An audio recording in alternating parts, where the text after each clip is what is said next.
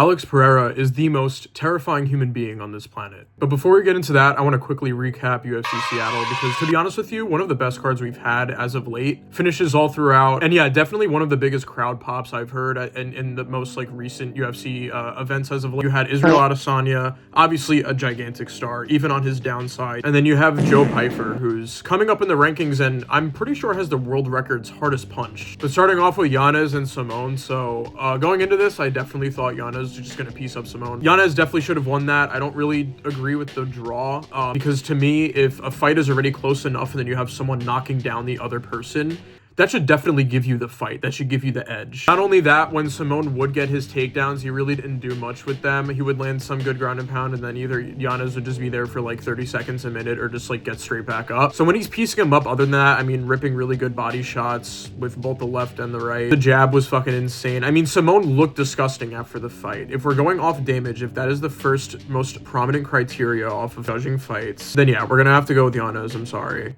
But it was a very close, fun fight. Gotta give it that. Navajo Sterling looks pretty damn good. Looks kind of like like an Israel Adesanya type of kickboxing. Very flowy, long and rangy. Kind of sits and plods there, waits for you to attack and then attack. And he also kind of looks like a white Izzy. So yeah, it's going to be fun to see him. He looks pretty good for an 8-0 guy. I want to talk about this guy, Tyrell Fortune, because this man came out of nowhere. I haven't really seen him. I think that was his first pro fight. Either that or that might have been Navajo Sterling. But either way, both these guys had something similar in that not a lot of experience. But the thing about Tyrell is he's like an actually like good, big, fun heavyweight. At least he looks like it. Yes, he gasses, but he's a great grappler and super heavy hands. I mean, even the commentators were just saying like his coaches were just telling him to fucking strike with Tybura after a while because they saw something we didn't, which is like one of the only times where you have a grouping of Brendan Fitzgerald, Dominic Cruz, and Daniel Cormier, where I didn't mind them. But yeah, looking forward to seeing Tyrell Fortune in future fights. I'm fucking shocked that Marcin Tybura was, I think, like rank 8 at that fight at this point. This man has been so up and down in his career. When your best wins to date are knocking out Greg Hardy in 2 rounds, and then you lose to like Blagoy Ivanov or whatever the fuck his name is. Chase Hooper is just soy physically. I can't put it any other way. I mean, he is a great grappler, gets in there. He's very grimy, very sticky. He has that long man's reach and that like angling. But now his takedown entries just look like they're very lackluster. He just doesn't look strong, even for 55. If the cut is fucking brutal, then definitely say at 55, but I feel like he would just be stronger at 45. 2023 to 2024, Chase Hooper was a different story though. But when you're beating up Clay Guida and Jim Miller and taking them both to decisions, it's really not that impressive. We're rocking the TISM specials today because I left my AirPods. Bajo Mendez had a facial period and leaked all over the canvas, dyeing the canvas red for the rest of the night for the rest of the fighters.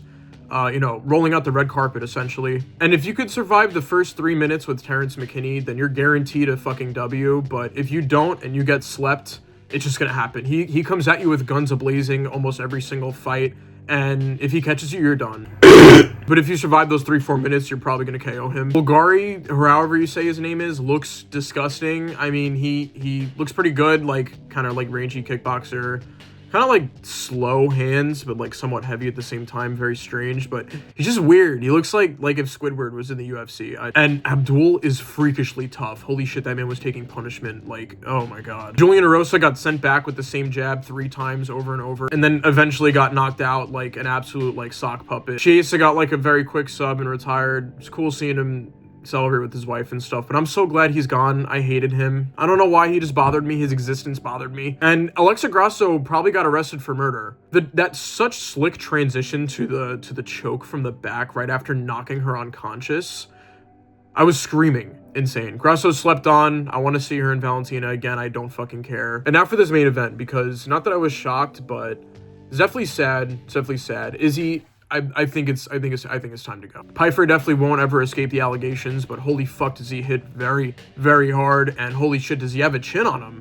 Because in that fight, they were both trading. It wasn't like Joe just like landed that knockout punch and then that was it. Joe also took some abuse from Izzy and he was coming right back at him. It was kind of a slugfest, but thinking back, when have we ever seen Israel this aggressive? I really feel like he has a chip on his shoulder and his career just kind of being like a potential decline permanently now. His last few fights, he's like kind of got knocked out or just lost brutally. I feel like he's trying to just like compensate for something that he feels deep down inside that's really bothering him. And being aggressive and getting knocked out definitely isn't going to help that. I think now more than ever, honestly, he should start training with Alex Pereira and Glover. But yeah, sad to see.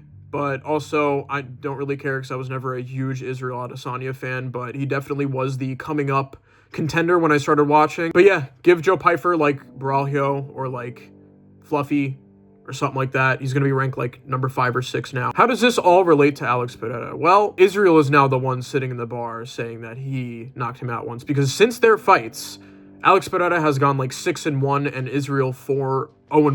And Alex Pereira is the most intimidating person on this planet. I'm sorry, but when he walks in the room, I mean, it is legitimate aura. Knocking out everyone with an actual death touch. Moving up 2 weight divisions now. Probably going to become the first triple champ in the UFC. But I mean, just look at this behemoth. Everybody okay? I see you. I saw you fight with the guy the other day.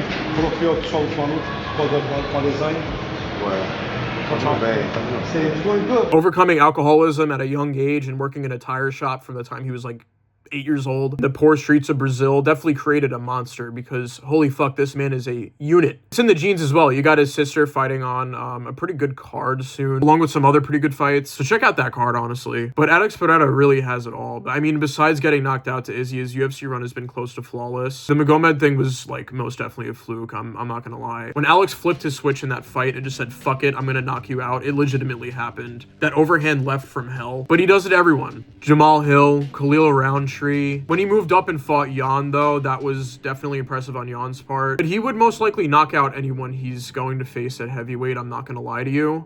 And this is why this man is becoming such a dominant force in the UFC and such a gigantic name. I mean, people in waves were saying Chama 2-3 years ago, probably still will, making Sean Strickland say it when he's getting out of his fucking car, the poor guy. Chama. Oh, I'm ready to get hit in the head. Chama or Chama? Chama! Leave him alone, man. You already fucking knocked him out. But I'm not gonna lie, being that this man has saved the UFC's ass with hopping into different PPVs from fighters hopping out, it's definitely fucking impressive. And I really want to see how far this guy can take it, because I think he's like 37 or 38 now. And honestly, moving up to heavyweight is the best decision at this point. He's been in combat sports for a very, very long time. And now I feel like this is where he's going to settle. I unfortunately do think he's probably another 3 to 4 fights away from retiring.